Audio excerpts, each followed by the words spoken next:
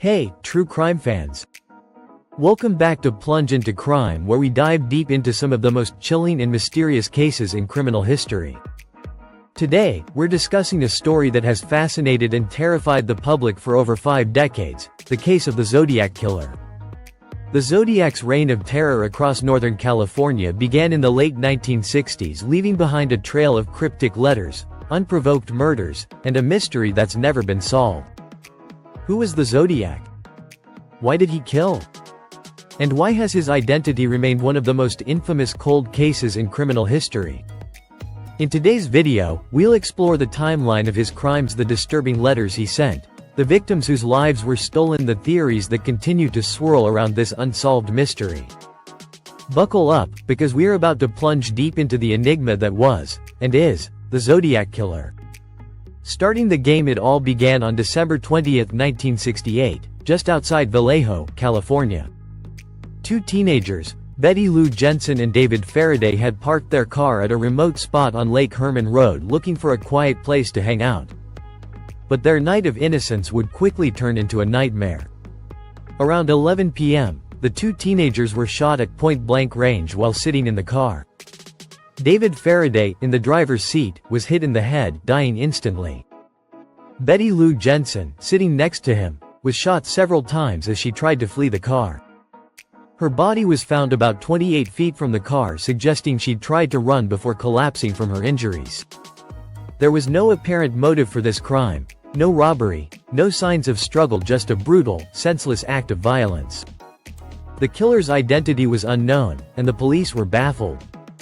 Little did they know, this was just the first of many murders that would come to define the Zodiac Killer. Fast forward to July 4, 1969, just 7 months later. Another attack occurred, this time at a popular spot for young couples to park, Blue Rock Springs, located just outside Vallejo. Darlene Ferrin, 22, and her boyfriend Michael Mageau, 19, were sitting in their car when a man approached, shining a flashlight into their eyes. Then, without warning, the killer opened fire. The assailant shot Ferrin multiple times, killing her instantly, but Mageau somehow survived. He was shot in the face, chest, and leg but managed to remain conscious long enough to describe the shooter. Mageau later told police that the killer had been a white man, about 5 feet 8 inches tall, with short, light-colored hair. But despite the description, the police had no leads and the investigation hit a dead end.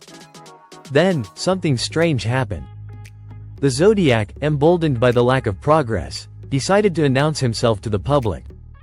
On July 31, 1969, the Zodiac Killer sent a letter to 3 newspapers: the San Francisco Chronicle, San Francisco Examiner, and the Vallejo Times-Herald. The letter was chilling. It contained details about the murders that hadn't been released to the public.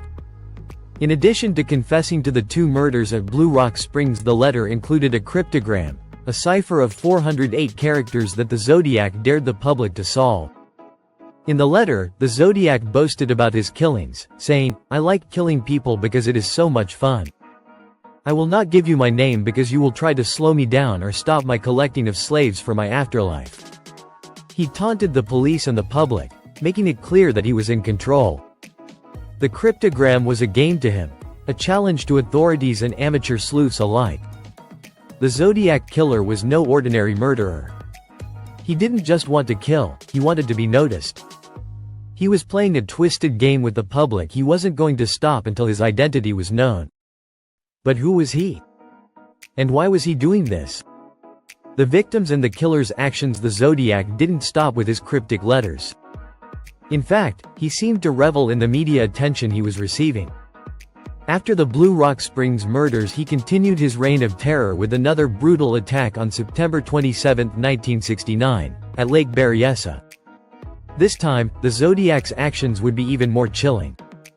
Brian Hartnell and Cecilia Ann Shepard were relaxing by the lake when a man dressed in a strange hooded costume with a symbol on the chest approached them. The symbol was a cross within a circle, and it was something that would soon become associated with the Zodiac Killer. The man pulled out a knife and ordered them to lie face down on the ground. He then tied them up and, in what seemed like an act of calculated cruelty, proceeded to stab them repeatedly. Brian Hartnell survived the attack and was able to give a detailed description of the killer. Despite his injuries, he bravely sketched out what the man had looked like, providing one of the few reliable descriptions of the Zodiac. What makes this attack particularly haunting is that the Zodiac left a symbol behind on Hartnell's car door, a symbol that matched the one on his costume. The Zodiac wanted to ensure everyone knew who was responsible for these heinous acts. In October 1969, the Zodiac struck again, this time in the Presidio Heights neighborhood of San Francisco. A young couple, Paul Stein and his passenger, a woman whose name has remained unknown, were sitting in their car when the Zodiac approached. The killer shot Paul Stein in the head, killing him instantly before walking away from the scene without any further violence. The attack was a bit more brazen. It occurred in a heavily populated area, and yet, no one was able to identify the Zodiac. In fact, a witness did see a man walking away from the crime scene, but the description didn't match the previous ones. This attack signaled that the Zodiac was becoming more comfortable with his crimes, no longer hiding in the shadows, but boldly killing in public areas. Following these murders, the Zodiac continued his disturbing pattern of sending letters to the press. These letters often included more cryptograms, taunts, and statements about his killings. One letter, dated March 13, 1971, read, "I am crack-proof. No one can decipher my code." He even claimed to have killed as many as 37 people, though only 5 victims are confirmed. Each of the Zodiac's letters became a twisted work of art, a blend of boasting, riddles, and dark threats. These letters were the Zodiac's way of staying in the spotlight. They were his way of letting the world know that, even though the police were chasing him, he was always one step ahead. Despite the intense media coverage, the Zodiac Killer's true identity remained a mystery. Each new letter was met with excitement and fear, but it seemed as though the authorities were no closer to catching the man behind these brutal crimes. The investigation and theories by the early 1970s, the Zodiac Killer's reign of terror seemed to slow down, though he remained active in his cryptic communications. The police, working tirelessly to crack the case, were still no closer to identifying the killer. With each passing year, the Zodiac's chilling taunts became more distant and the fear he instilled in the public began to wane. But even though he was no longer actively killing, the mystery of his identity lingered like a dark cloud over the Bay Area. But that didn't stop the police from continuing their investigation. New techniques, including forensic evidence and the study of handwriting, were used to try and track the killer down. Yet, for all their efforts, the Zodiac was never caught. And with the passage of time, more and more suspects emerged. Among the most famous suspects was Arthur Lee Allen, a convicted child molester and prime suspect for decades. He was often considered the leading contender, mainly because he fit the general description of the Zodiac Killer. However, no concrete evidence could ever definitively link Allen to the murders. Despite his numerous interrogations and the police's suspicions, Allen always denied being the Zodiac. Another theory suggests that the Zodiac was a man named Richard Gaikowski, a journalist who worked for a local newspaper. Some have pointed to the similarity in his writing style to the Zodiac's letters and even suggested that his handwriting matched the Zodiac's. However, much like Allen, there's no solid evidence to support this claim. Over the years, new DNA evidence and cold case teams have brought a renewed sense of hope to the investigation. In 2020, DNA was recovered from a Zodiac letter, and scientists have been working to see if it can be used to identify the killer.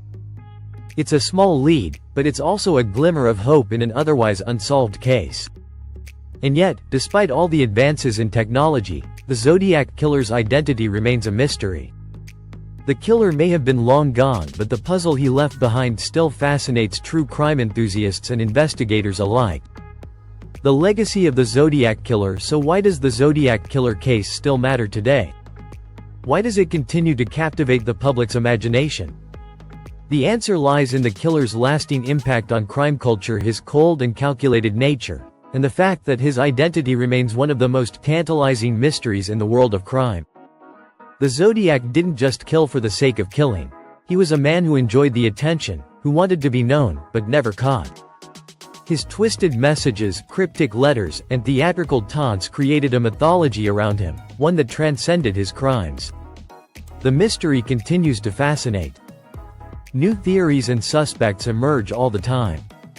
And each year, with every new development in the case, we inch closer to the truth.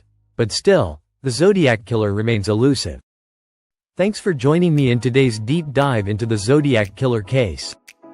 If you're still wondering who he was, you're not alone. The mystery is far from solved, and the haunting fear he instilled in Northern California during the late 1960s and early 70s still lingers. If you want to know more, keep following Plunge into Crime, as we continue to unravel the truth behind the most chilling cases in criminal history. Until next time, stay safe, and keep your eyes open. You never know who's out there.